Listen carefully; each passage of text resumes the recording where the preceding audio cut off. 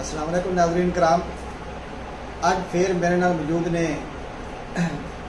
इरफान जानी साहब खोखर बरादरी नाल तल्लक रखते हैं तो खाटा इन्हों की रहायश है। ये बस 15-20 दिन बाद महीने बाद मेरे को चक्कर ला देने दिन टपते लगते आ जाते तो अज फिर आए हैं मेरे को असी जी आया आखने मेहरबानी साहब मेहरबानी। पिछली बारी लोगों ने बड़ा मतलब इतराज़ किया कि यार तुम चाह का तो लस्सी का बड़ा चक्कर दी रखे तो इन्हों कोई लस्सी पानी पिवाई भी है कि नहीं। वो फिर मैं इस बार कहा भी चलो कुछ दिखावा अच्छी चीज़ तो नहीं है, कुछ दिखा के कुछ खुवाना पिवाना चंगा काम नहीं है। पर इतराज़ दूर करने वास्ते मैं कोशिश की है कि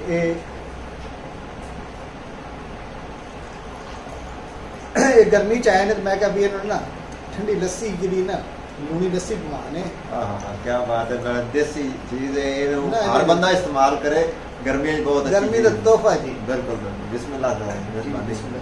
अच्छा ए डांग तुझे आखोगे की है, ये डांग का मकसद कोई किस लड़ाई झगड़ा नहीं है। वैसे मेरी आदत है डांग मैं वैसे ही हाथ के रखना।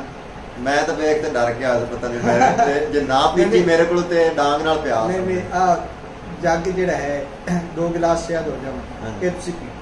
जे अगर ना पीछे तो डांग तां ले डांग नहीं फिर भी नहीं चलेगा। बिस्मिल्लाह।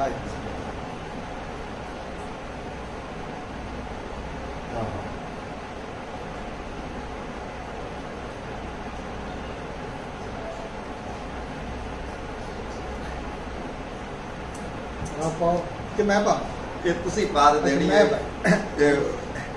मेरे नाल आसरा भी करावना मुकावनी भी है पिछे मैं डांग नाल मैं अगे नहीं पीती बदल नहीं एक गिलास तो और पियो ना और चलो बाकी लिए मैं खत्म पियो यार पियो ही ना तुसी गर्मी खाटा जो आए मोटरसाइकिल ते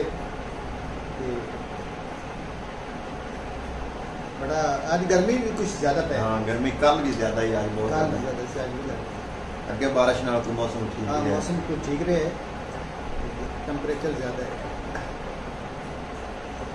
ये गर्मी जी पई नहीं है इस दफा। अप्रैल जो तो गर्मी मई जून असैवी गुजर बिल्कुल तो ये गर्मी भी सेहत वास्ते जी है ना ये भी जरूरी है।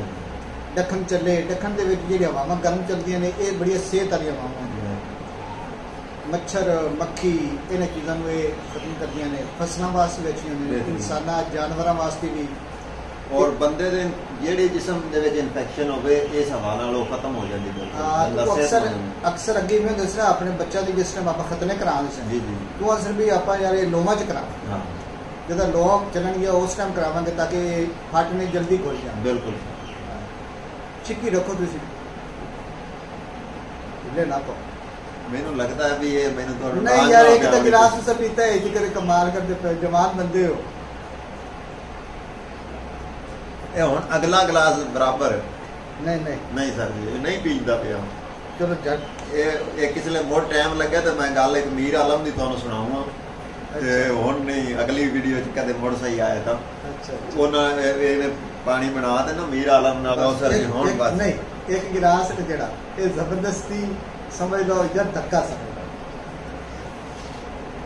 ये डांग नहीं रखते पे भी हो सकता है। तो मैं हाथ की रखनी है ना के बेर ना जाए मैं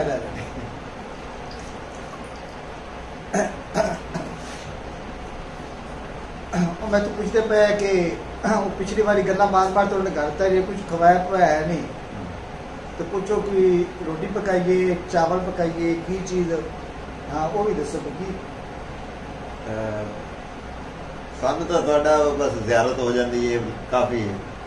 बाकी थोड़ा प्यार कदे भी खाली नहीं गया, खिदमत तुसीं करते ने जितनी हो सके। वो भी थोड़ा ही लंगर है जो खा रहे हैं बस जज़ाक अल्लाह सर। ख्वाहिश नहीं हो रोटी दी तो साढ़ा आधा घर इसलिए मर्जी खा सकते हैं।